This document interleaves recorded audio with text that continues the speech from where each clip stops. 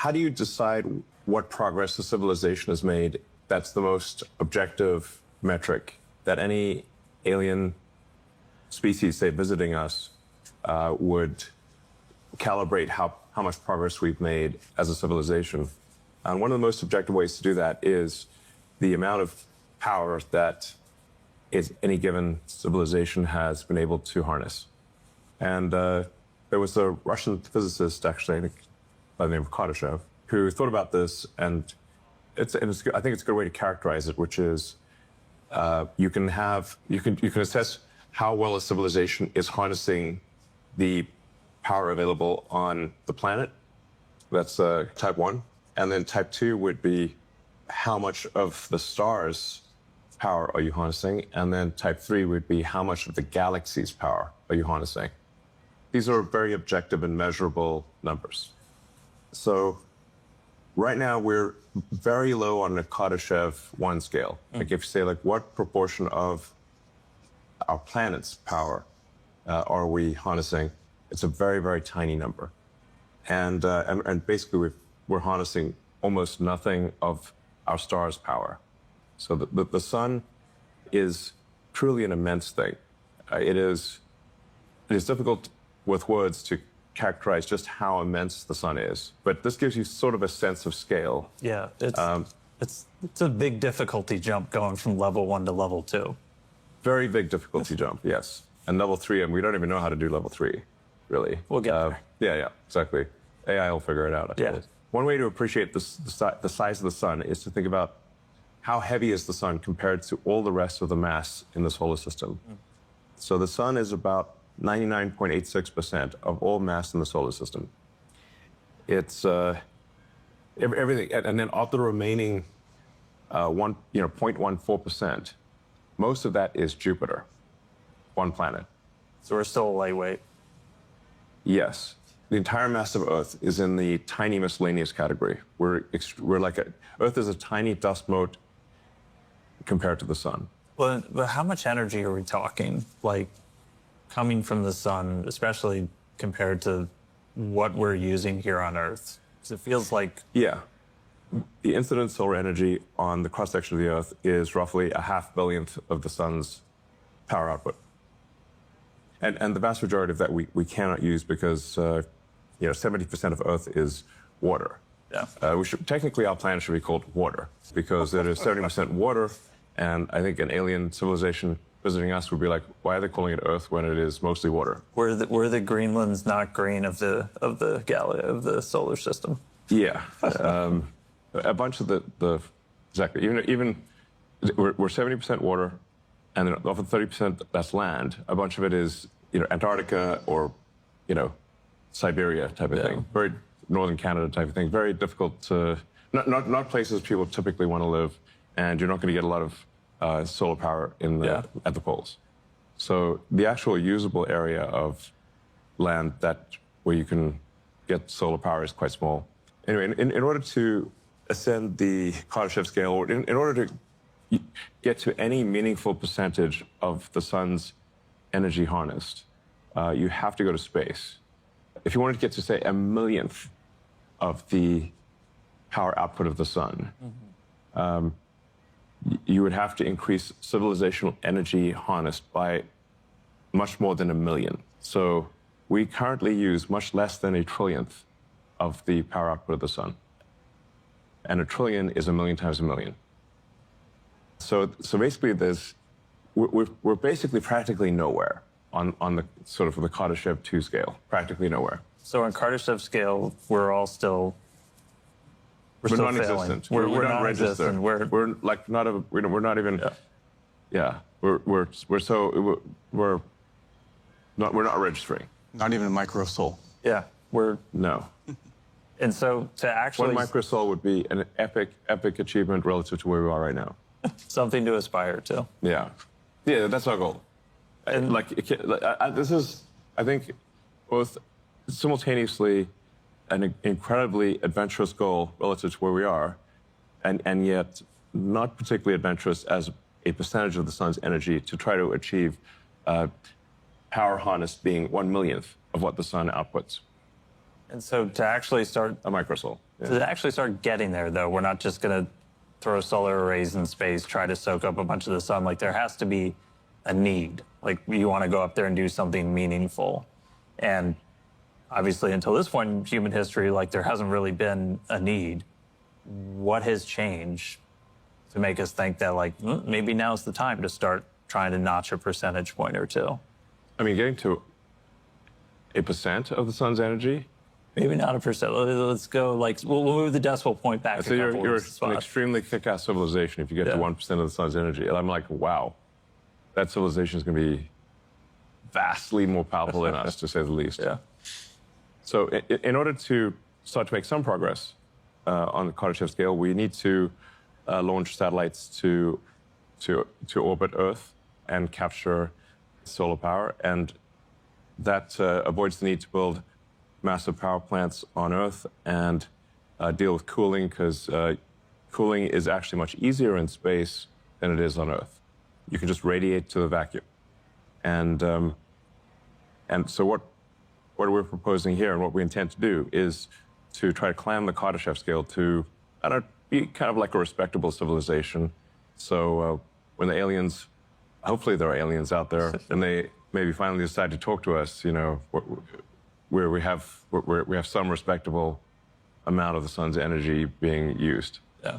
That's not like totally pathetic, which is the current situation.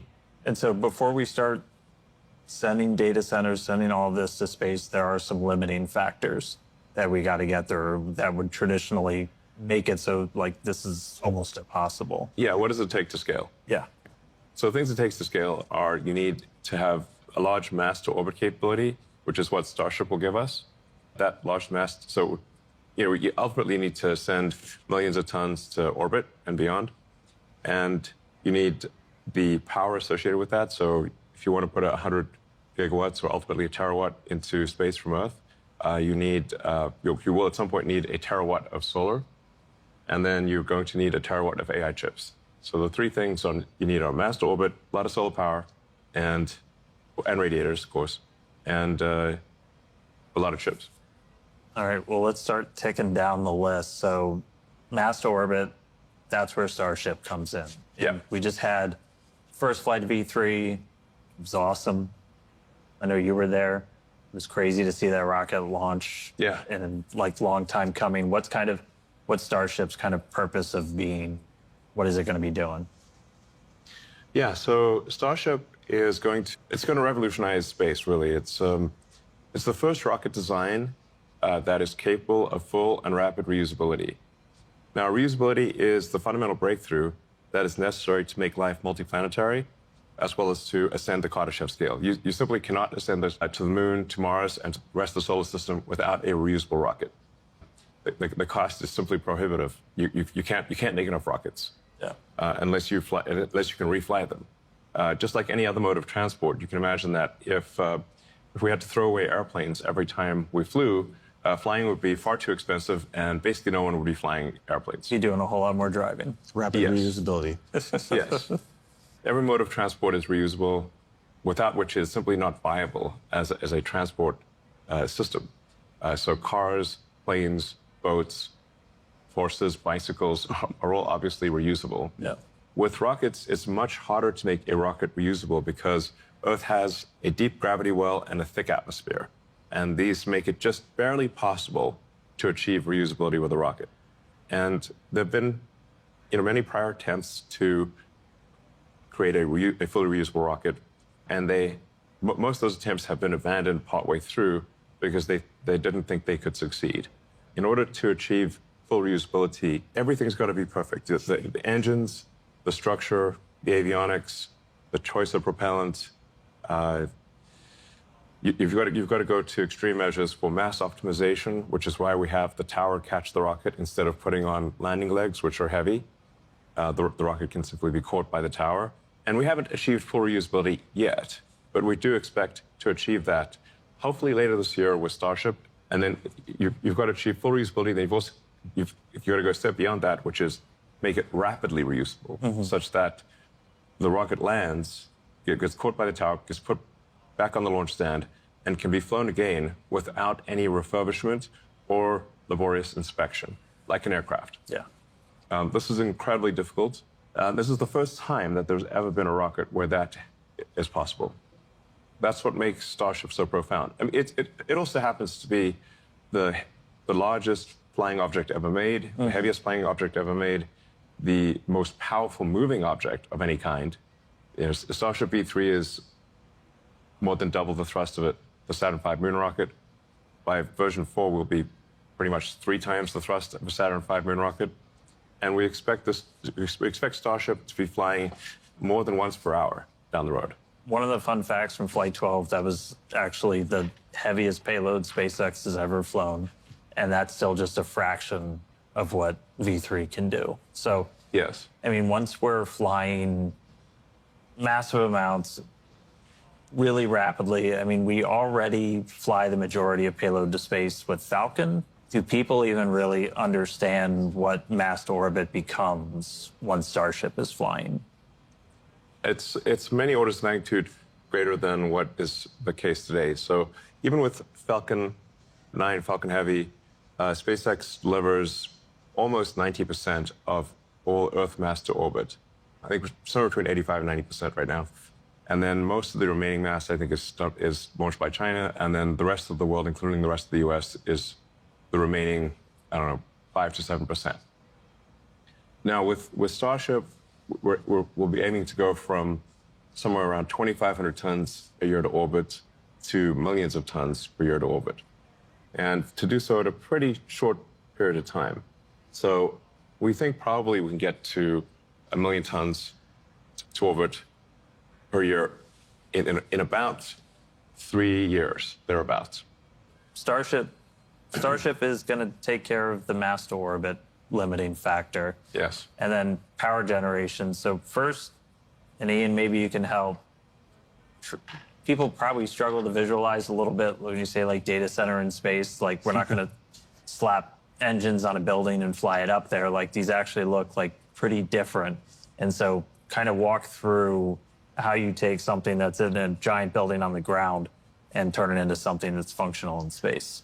Yeah, I think it's pretty interesting. A lot of people don't actually know what the inside of a data center even looks like, right? Yeah. And it's some like mythical place where the internet's in the cloud or something. Yeah, some people envision wires, some people envision boxes, but like effectively it comes down to a set number of chips and the things that we need to launch into space are actually quite small when we look at it.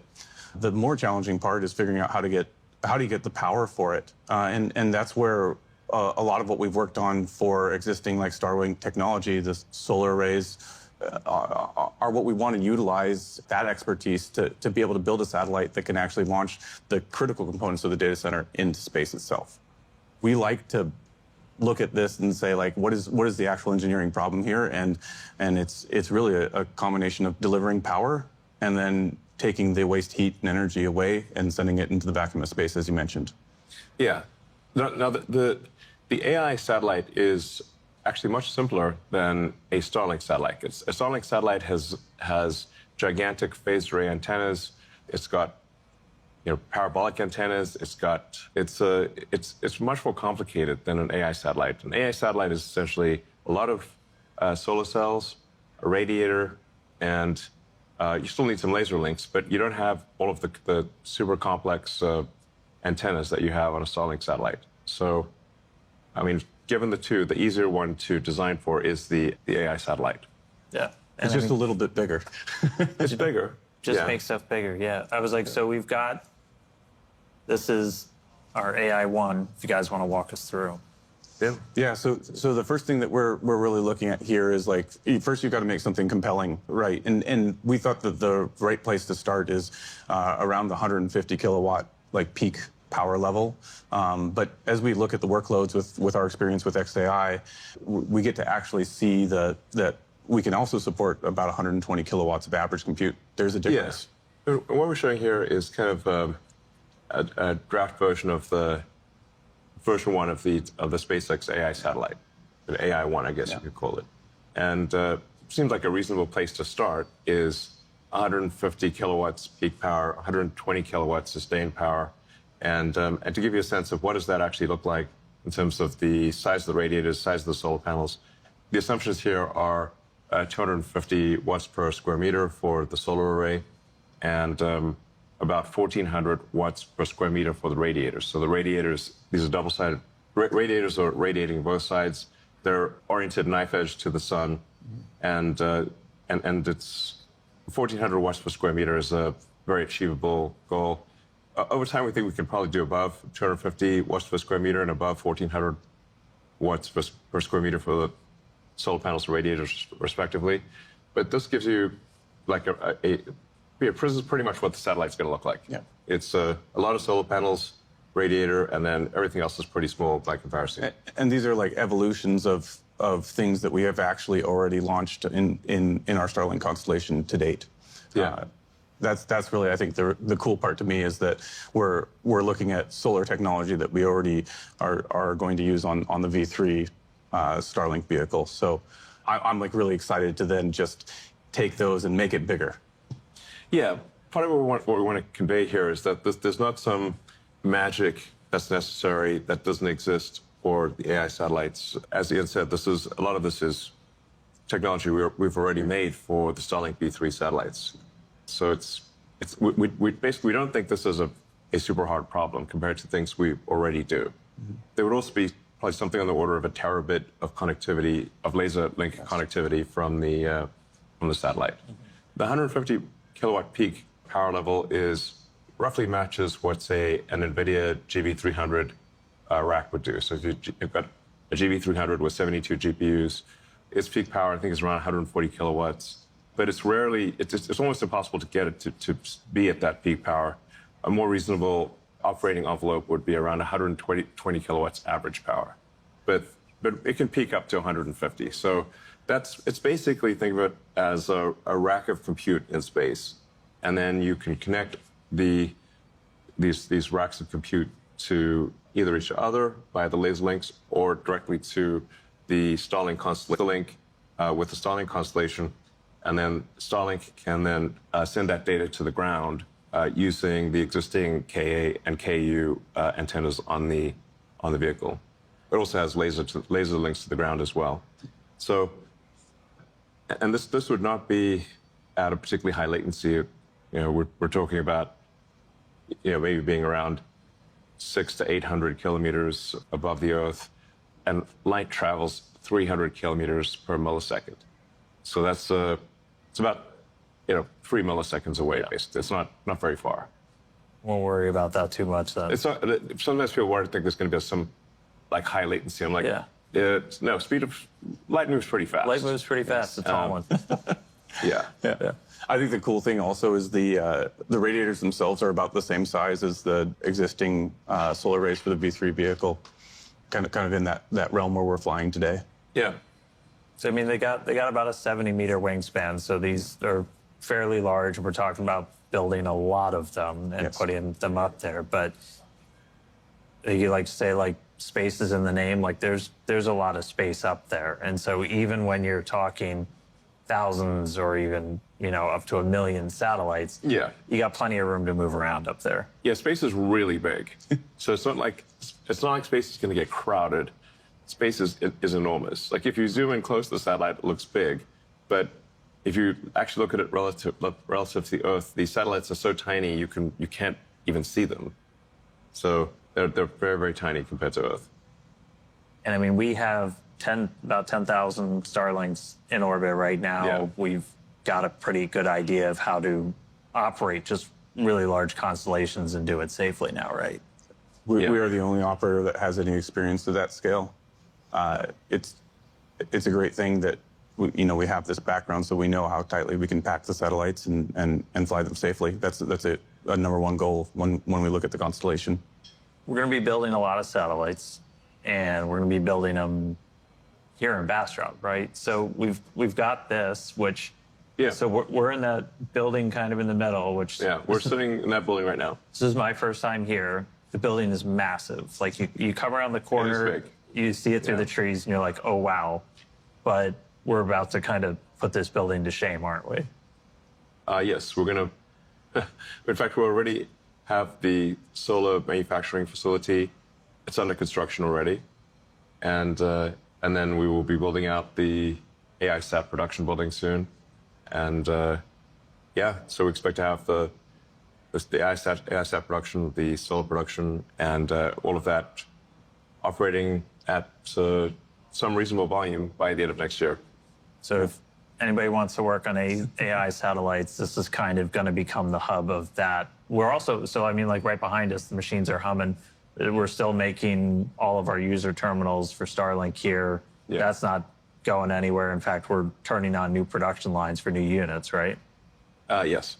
In fact, these are the new Starlink terminals, which we made in much higher volume than the current terminals. You know, ultimately, we think there's probably going to be a few 100 million Starlink terminals out there, and then the Starlink direct-to-cell constellation will connect directly to people's cell phones and enable high bandwidth communication directly from your phone to space. All right. We're two limiting factors down. We've got mass to orbit, got putting solar, and a few third one's chips. Yes. So at least in the beginning, we can obviously launch the chips that are already being made. So our current reference design is for Rubin chips, or could be either GB300 or Rubin chips. And we'll also have a reference design for TPUs, and essentially you can put any existing chips into orbit. But the current industry seems to be, it seems like it's going to, I don't know, get to maybe around 100 gigawatts a year of AI compute. But that doesn't answer the question of, well, how do you get to a terawatt? That's why you need the terafab. Always looking a step bigger. Yeah. Yeah, in order to get to the next order of magnitude, you need a gigantic chip factory. And to give you a sense of scale here, we expect that the terafab is going to be around 100 million square feet, which is 10 times the size of the Tesla Gigafactory, Texas. And what, aside from just, you know, I'm going to need Starship point to point to get from one end to the other, aside from just the size, what's going to make this unique, different from any other chip building operation on the planet? Well, I think over time, there's going to be a lot of technology evolution with the terafab, but fundamentally, it's about scale. So even if there were no fundamental technology breakthroughs,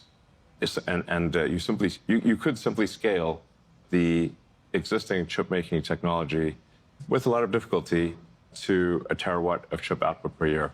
That's, if you look at it just from the logic die standpoint, that's equivalent. That's like having 1 billion chips per year with a kilowatt per reticle. So it's 1 billion full reticle equivalent chips, each doing a kilowatt, and then you're going to need a lot of memory to go with that. A lot of people today even think orbital data centers were like a decade away. Yeah, I think we want to try to give people a sense of the time frame. At least the time frame we're aiming for. I mean, you know, people should take this with a grain of salt to some degree, because this is just our best guess. So this is not a promise of what we'll do. This is what we are going to try to do and think we probably can do, which is to get to roughly an annualized rate of 1 gigawatt per year by the end of next year in terms of space AI compute, and then aspirationally scale that by an order of magnitude per year. So in 2.5 years, hitting an annualized rate of 10 gigawatts a year to space, in 3.5 years, maybe 100 gigawatts. And then depending upon what progress there is in chip making in the rest of the world and with the terafab, going beyond that to scale to a terawatt per year, which is 1,000 gigawatts, which is that's twice the current electricity consumption of the United States. No. I think there will be an appetite for that, but we'll see. It's a lot of satellites. I don't know what it's going to think about, but maybe do a lot of simulations or something. Yeah. So after we've, you know, working through all the limiting factors, we've kind of topped out what we can do on Earth. What is the next step? Again, try and actually notch maybe some percentage points towards becoming Kardashev level 2. Why stop there? Yeah. Why think small? Because a terawatt actually is very small. To think small. That's not think small. So there is, in order to get to another 3 orders of magnitude, to 1000x from a terawatt per year. The only way that we can really see that you can achieve that is on the moon with a mass driver, essentially where you do local production of photovoltaics and solar and radiators on the moon. Maybe you bring the chips from Earth, or you could conceivably make the chips on the moon. But you need most of the mass to be made on the moon, so you don't have to transport it to the moon from Earth. And then because the moon has no atmosphere and only 1/6 Earth's gravity, you can accelerate the AI satellites into deep space without a rocket. So you can basically shoot them into space using an electromagnetic gun, like a rail gun type. I mean, it's basically a linear electric motor is a way to think about it. I think we can show people. If that doesn't get you excited for the future, I don't really know what will. I'm fired up to see a mass driver on the moon. That would be very cool. Yeah. Sci-fi future. Yeah. Yeah. It would also mean that if we're bringing that amount of mass to the moon, it would mean that anyone who wants to go to the moon will be able to go to the moon. And I think that would be pretty cool. Yeah. I'm going to be jumping first in line to get up there. Yeah, I mean, everyone should go to the moon at least once, I think. Yeah. Just once. Yeah. You can move there if you want. You can go live on the moon. We'll see. Thanks, guys, for chatting with me for a little bit. All right. Excited to see a whole new kind of satellite, a whole bunch more Starship launches, more chips, more solar, more everything. It's a big future, but I'm excited to see everybody at this company go out and build. All right, sounds good. It's exciting. Great. Thanks, guys.